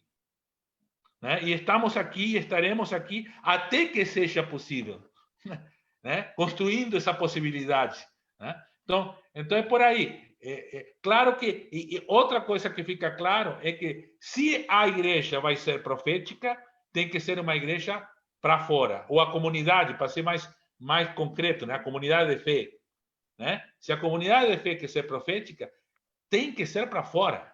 Tem que ser uma comunidade onde a parte mais importante da igreja não seja a mesa do altar, mas a porta. Né? Porque é de aí que a gente chega e de aí que a gente sai. Né? Lembra que Jesus disse, eu sou a porta. Né? Eu sempre digo, que interessante, eu nunca vi uma igreja que se chame Igreja de Jesus à Porta. Nunca vi. Do Bom Pastor já vi. Agora, de Jesus à Porta, nunca vi. Eu estou com um sonho de fundar uma comunidade que se chama Comunidade de Jesus à Porta. A porta por onde se entra, a porta por onde se sai, a porta por onde se passa, a porta por onde se transforma. Né? E outra última observação que eu quero trazer foi das comunidades eclesiais de base, que eu também aprendi muito com essa gente, né? Que são comunidades de fé construídas fora da instituição, né? E na periferia da sociedade, né? Então, por isso elas têm a capacidade maior de exercer o profetismo, né? Nas nossas igrejas a gente fala que Jesus está no coração, né? O coração, que também é interessante, o profeta Jeremias usa muito a imagem do seu coração. Mas ele disse que a fé tem que estar no pé, não no coração.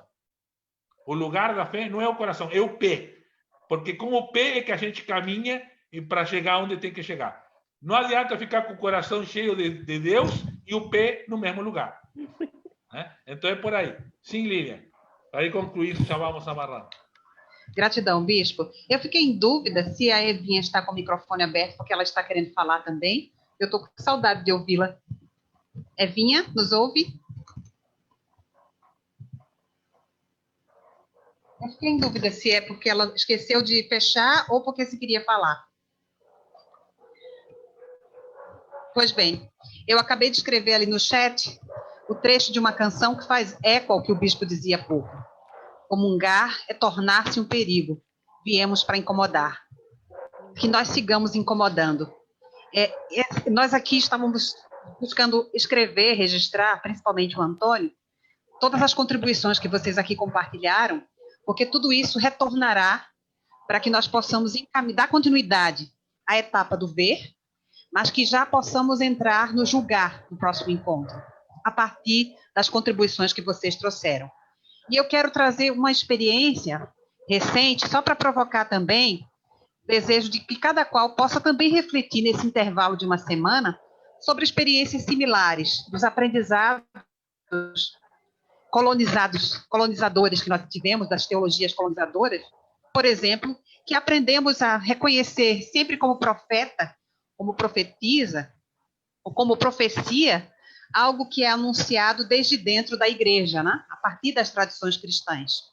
E, às vezes, temos muitas dificuldades de reconhecer nas outras tradições. E que bom que a Cecília e a Leane, muito inspiradas, como tantas outras que falaram também, perceberam, afirmaram aquilo que, infelizmente, a gente reconhece. E aí eu quero contar só rapidamente que teve um período aí, quando eu estava fazendo o mestrado, que eu tinha uma atuação mais ativa dos movimentos do que na igreja, curiosamente, sobretudo porque eu trabalhava secularmente, né?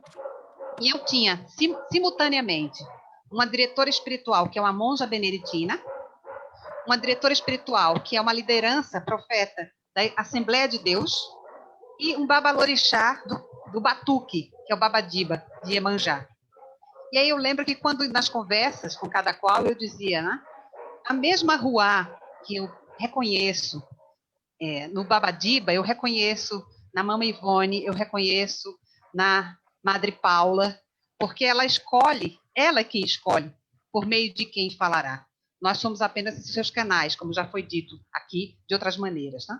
E aí, a proposta do Abraço Negro, na perspectiva de descolonizar esses saberes que aprendemos, não é, Maria? É justamente dizer que não somos nós que definimos. Não somos nós que definimos através de quem a Ruá soprará. Cada qual de nós é canal. O papel nosso, enquanto igreja, é lembrar as pessoas que parecem esquecidas ou que ainda não foram despertadas para perceber que elas também são canais de Ruá. Então, que nós cada vez mais nos abramos para a compreensão, para a ampliação da nossa enxergância de que os sopros de Ruá estão cada vez mais abundantes. E eu rogo, sobretudo, na festa que está sendo celebrada na Bolívia, e que estamos em festa desde aqui, com os ecos que vêm de lá e que têm tomado conta de outras partes da América Latina, que também nos inspire nesse lugar, no Brasil, que possamos ocupar espaços de promoção de vida às pessoas e não mais de morte. Isso é para dizer não a esse governo genocida, sim a um governo que possa valorizar e respeitar as vidas, principalmente das pessoas que estão sendo exterminadas por serem pobres, por serem negras e indígenas. Um abraço negro desde Olinda, e lembrar que semana que vem damos continuidade com... E não estamos terminando, eu estou terminando só a minha fala, tá? Porque a gente quer cantar com o Luiz, tá? A gente quer cantar com o Luiz a canção. Eu queria fazer uma proposta disso. Posso? Eu senti falta, assim, realmente de alguma palavra da Bíblia. Algumas citações você fez, mas o Luiz, não sei se está por aí, nós estávamos conversando, se nós tivesse algum texto assim para se preparar, porque o ver julgar é essa linha que a contribuição riquíssima que todos trouxeram, né? A experiência de vida que vem desde a década de 70, com a teologia da libertação, feministas, movimentos que todos participamos, eu acho a grande maioria. Mas é muito importante nessa época a gente ter essa consciência de fé política. Para mim, o profetismo é ter essa consciência e nós precisamos de embasamento bíblico para falar essa linguagem que o bispo fala, os nossos bispos, a nossa bispa. Então, eu tenho um livrinho muito pequenininho aqui na Bíblia que eu gosto muito, que é Miqueias. De repente, a gente poderia estudar, não sei o que o bispo diz, não é? E também trazer o SEAT para essa discussão. É importante que o nosso setor acadêmico aqui da Diocese esteja representado pelo reverendo Pilatos, esteja aqui conosco e nós possamos nos juntar como professora junto com eles para também poder partilharmos. Eu acho que isso é importante, a visibilidade da questão teológica e partilhar isso aqui também. Permita-me, antes de falar, bispo, só para dizer que não é fechado, como bem disse o bispo, tem mais que já se somar. Só para a reverenda Carmen, que talvez não tenha entendido isso antes, a ideia de que nós tenhamos nos somado não é porque vai ser fechado só entre nós três, não. Não apenas o reverendo Pilato, você mesma, e que todas as pessoas que estão participando são bem-vindas. Apenas nós quisemos contribuir, porque reconhecemos todo o empenho do bispo, mas também temos sentido que ele está bastante sobrecarregado. Minha gratidão profunda. Isso aqui, sim, isso aí é por essa linha. É isso mesmo. A cada quarta-feira, nesses estudos. Um abraço negro, bispo.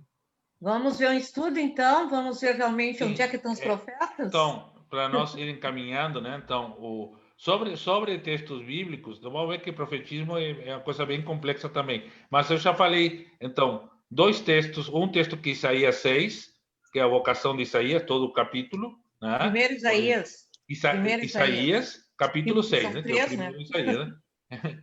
O livro de Isaías, capítulo 6, a vocação de Isaías, é bem conhecida, mas já falamos hoje, principalmente que essa parte que fala para que ninguém entenda, né? Para que ninguém veja, para que ninguém se converta. Pouco pensar nisso, né? O que significa isso? Né? Amós, capítulo 7, que é aquela parte, a partir do versículo 14, né, que é o encontro de Amós no santuário de Betel, para a reação do sacerdote, que ele diz que não é profeta. Tu vê um profeta dizendo que não é profeta. Por que esse profeta disse que não era profeta? Uma coisa boa para ser pensada, né? E claro, um xodó meu, que é esse texto de Isaías 55, está lá na metade do capítulo, mas se ler o capítulo inteiro é bom porque vai entender o contexto, né? Daquela imagem, né? Da chuva caindo na profecia, a palavra como chuva que cai e molha a terra, né? E só volta depois de ter germinado. Então, são 3 textos que podemos ir vendo tranquilamente para ir nos preparando para a continuação da nossa reflexão. Eu coloquei esse quadrinho aqui, o planejamento, né? Então, em cada etapa, a gente vai dar uns minutos no início. Está me ouvindo? Sim, sim. Ah, tá, porque a minha imagem aqui trancou. Um minuto no início para resumir a etapa anterior e aí avançamos, né? Então, julgar, agir, celebrar, porque no 20 de novembro é o Dia da Consciência Negra, então nós vamos estar nesse contexto, né? Por isso se colocou o mês da Consciência Negra, né? Aqui nesse planejamento. Eu vou interromper a partilha e aí então vamos poder cantar, né? A nossa música e terminar com esse momento de espiritualidade que a gente ia fazer no começo. Luiz Carlos, o que eu botei? Não precisa botar a letra, né? Ou o que eu botei a letra? Se quiser, é interessante. Tá, então eu vou botar a letra. Nessa letra, eu não encontrei a minha ainda. Mas enquanto eu estava ouvindo, eu digitei para eu poder cantar. Tu pode cantar na letra que tu tens aí? Não, ou pode cantar nessa aqui? Tu não encontrou a tua, né? Não. Enquanto eu ouvia, eu transcrevi. Tá. E para eu poder cantar e coloquei as notas, senão eu não conseguiria cantar. Então, tá aí. Vamos ouvir Luiz Carlos. A gente só ouve de microfone fechado, né? Porque, lamentavelmente, não conseguimos cantar juntos nessa plataforma, né? Mas podemos cantar cada um e cada uma, né? Consigo, né? Eu, na última parte que fala lá aos poderosos, eu vou pregar aos homens ricos, eu coloquei as gentes ricas, para tirar a parte da linguagem. Só uma reflexão, depois não podemos fazer essa reflexão mais melhor, mas a gente estava discutindo, conversamos isso com a Lilian e com o Antônio, disse, não, realmente quem manda no mundo são os homens ricos mesmo, né? Mas então tudo bem, só estou brincando, não é para discutir. Eu até concordo, mas se eu disser que são eles que estão mandando, eu vou esquecer toda a luta, toda a dinâmica, todo o esforço que as mulheres fazem em alguns lugares onde elas... Tá bom, fala, Lilian. Tá certo. Nesse caso não, Lu, porque neste caso estamos denunciando que quem tem o domínio da riqueza financeira, infelizmente do mundo, são os homens, e homens brancos ricos. Mas quem não lembra da Margaret Thatcher? Tem mulheres também. Tem mulheres nesse perfil. Eu não sei se vocês têm acompanhado, mas as listas das pesquisas que mostram as pessoas mais ricas do mundo, infelizmente não há nenhuma mulher, mesmo havendo muitas mulheres ricas. Fica aí. É bom essa conversa. É minoria mulher, mas há mulheres, sim. Essa reflexão vai vir. Quando cheguemos no profetismo das mulheres, vamos chegar nesse profetismo, aí vamos trazemos de novo essa questão para a nossa conversa. Vamos cantar, então. Vamos ter esse momento de espiritualidade, de partilha, de poesia. Só vou colocar homens agora. Não coloca homens, não. Essa linguagem de homens é terrível. Canta como tu quiser, Luiz Carlos. Tem problema, eu estava conversando. Tira o homem daí. É todos nós.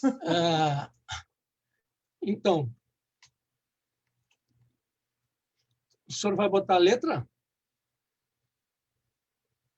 Já botei a letra, você não está vendo? É que como Opa, agora trocou de quadro. Agora, aqui, está vendo a letra? Sim.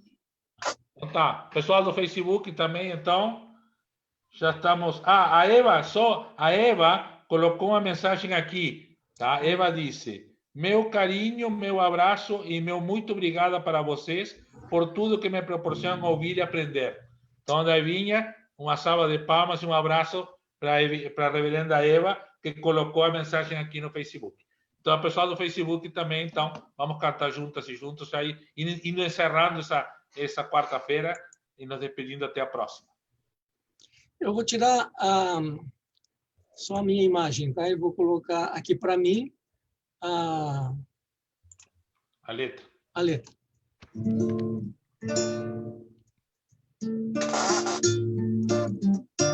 Que estou fazendo se sou cristão?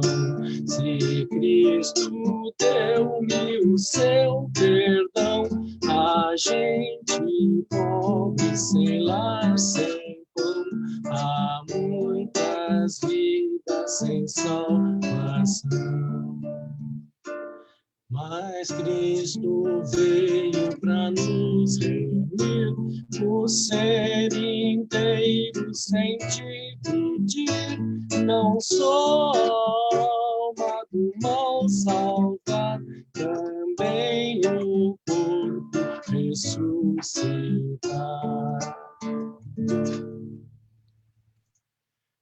Há muita fome no meu país, há tanta gente que é infeliz, há criancinhas que vão morrer, pessoa idosa a padecer. Milhões não sabem como escrever, milhões de olhos não sabem ler, nas trevas vivem a padecer, e são escravos de outro ser. Que estou fazendo se sou cristão? Se Cristo deu-me o seu perdão, a gente pobre sem lar, sem pão, há muitas vidas sem salvação.